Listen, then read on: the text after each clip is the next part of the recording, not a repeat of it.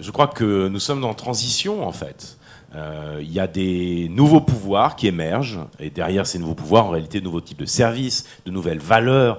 Je crois aussi une nouvelle culture, au fond. Et l'idée qu'on a vue, que moi je trouve quand même géniale, qui est tout d'un coup que grâce à Internet, eh bien, on va être capable de pouvoir finalement faire quelque chose d'assez simple, mais qu'on va décliner à l'infini, c'est-à-dire se réunir pour s'auto-organiser et faire des choses.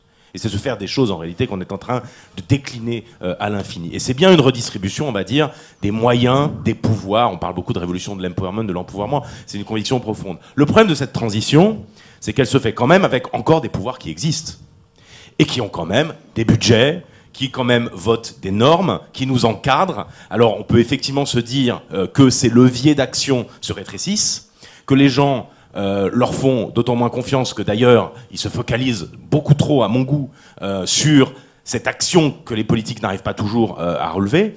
Mais il faut quand même pas dire, aller jusqu'à penser qu'aujourd'hui ces pouvoirs-là sont inexistants. Et donc quand on peut convaincre ces pouvoirs qui existent, ces pouvoirs politiques, mais aussi ces pouvoirs économiques, médiatiques, etc., traditionnels ou classiques, quand on peut les convaincre d'aider à accélérer cette transition et cette transformation, je pense que ça les aide certainement, mais je vous dirais, ça permet aussi une transition en douceur, parce que sinon, on risque aussi de vivre des ruptures plus brutales et plus violentes.